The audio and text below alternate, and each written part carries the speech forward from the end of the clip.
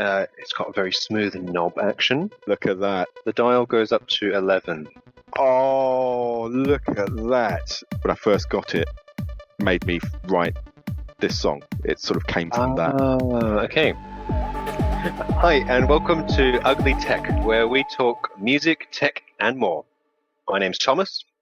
And I'm Dean. And we're the synthpunk band Ugly Nature. So, let's get started.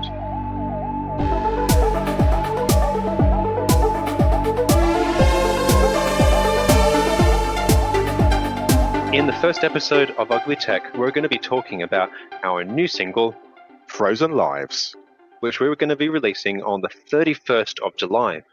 We're supporting Alzheimer's Society, which is a bit of a personal choice for us, isn't it? Absolutely.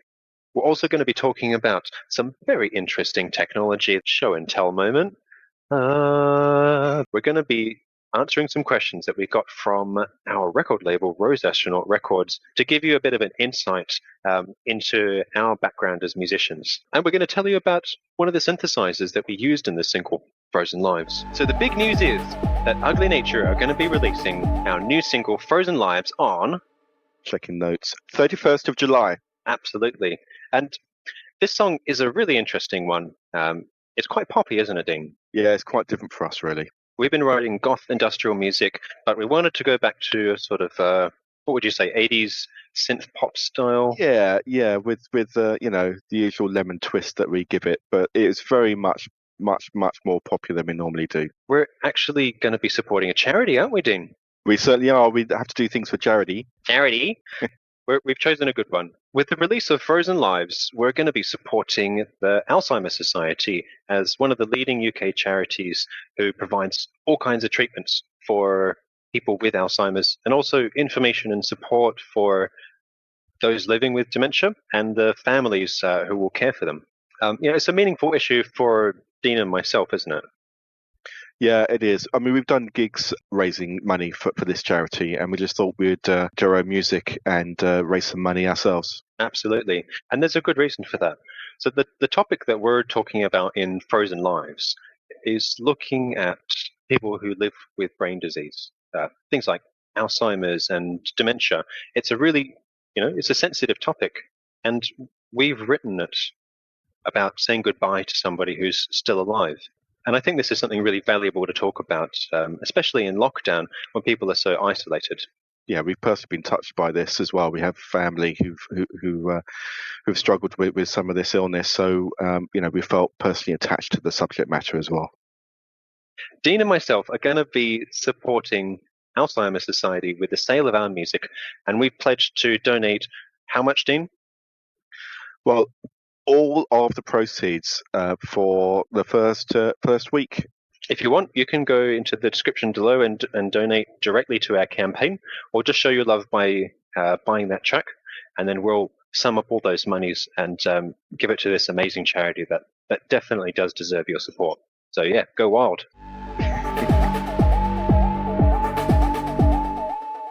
Questions from our record label, Rose Astronaut Record.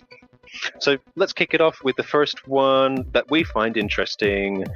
What are your musical influences? Dean, you're the composer and the mastermind, as we can see from the unfolding analog synthesizers behind your head. What are your influences, dude?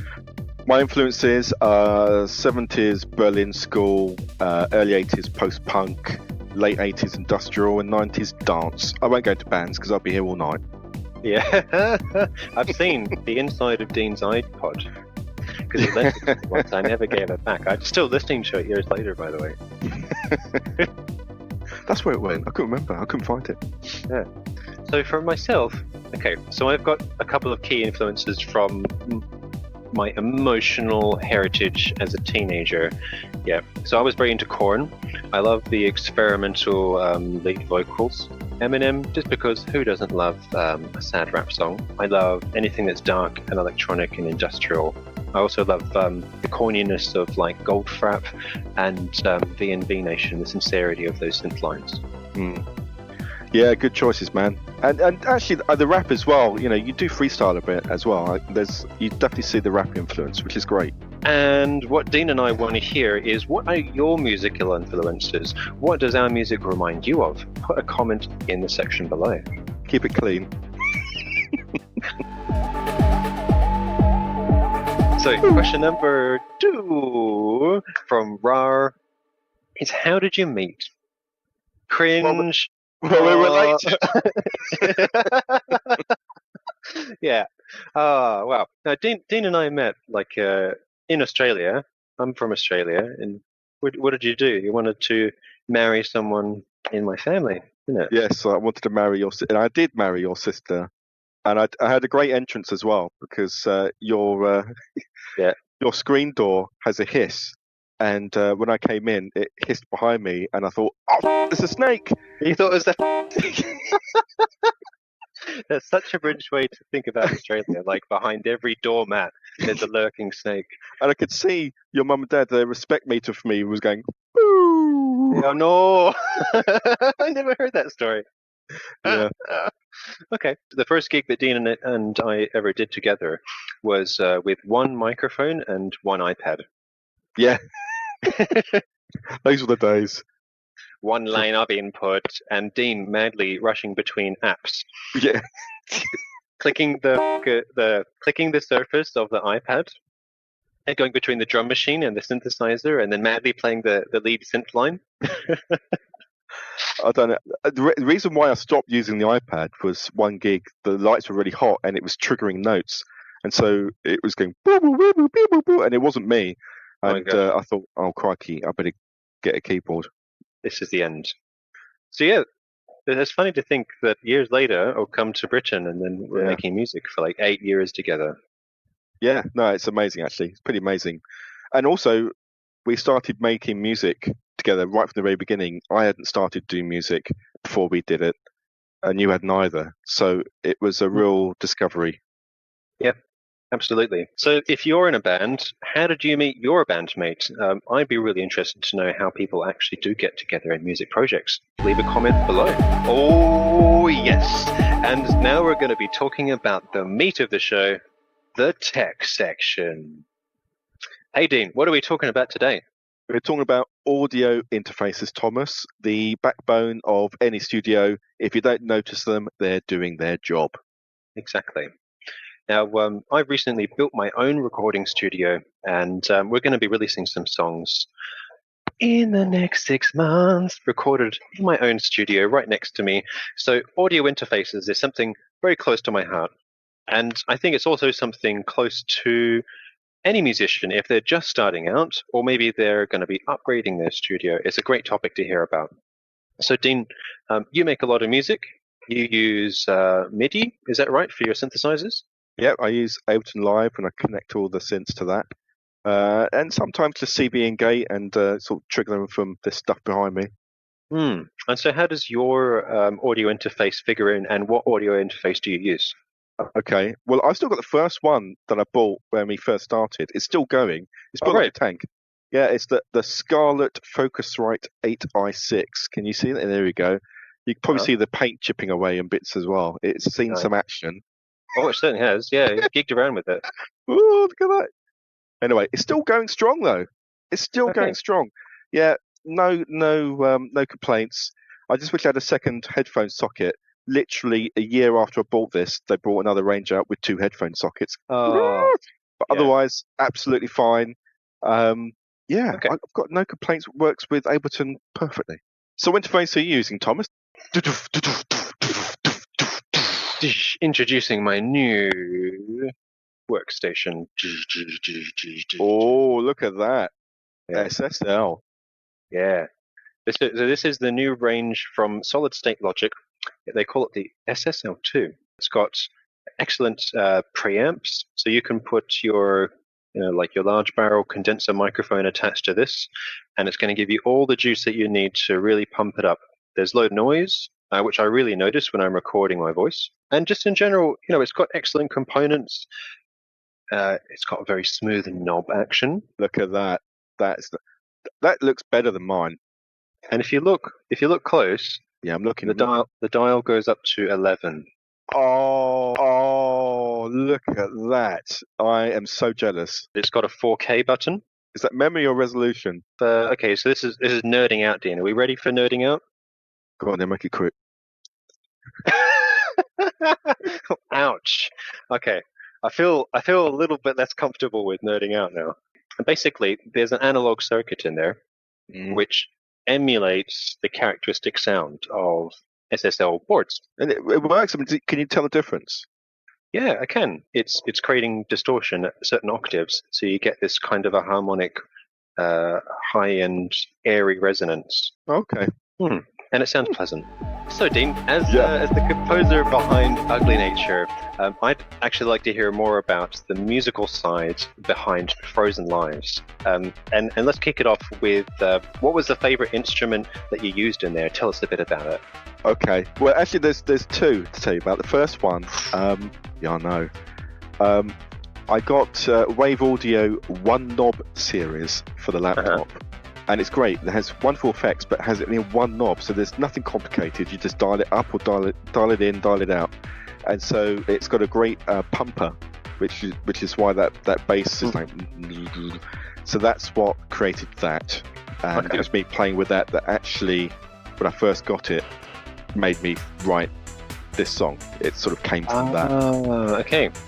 And the other thing is, well, I love Vangelis's soundtrack to Blade Runner, and I was able to program. It wasn't a preset; it was I programmed it myself of a Vangelis Blade Runner style lead sound on the Novation Mini Nova, which is a great jack of all trades, and it's the main synth I use live with Ugly Nature. It's got a vocoder, and that's in some action as well, but it's still going on, soldering on, and I was able to program that in. So that is probably my favourite sound in the song, other than, of course, your voice.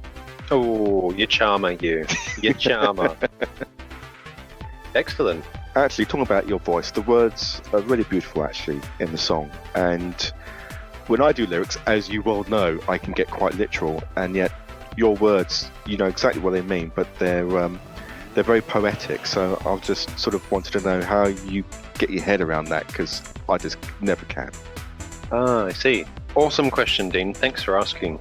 And for myself as a lyricist, if I'm going to be telling a story which is emotional and which is about, how are people affected by the situation that they're forced to live to, which I think is a really interesting topic, whether you're talking about dystopia, or in this case, when we're talking about brain disease, which is something much more tangible than what we like to write about, which is like dystopia and dissatisfaction, rebellion, this kind of stuff.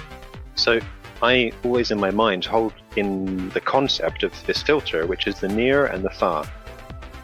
And I sort of like ping pong between these two thought spectrums. So for example, in the chorus, it's something very near, like you're talking directly to somebody.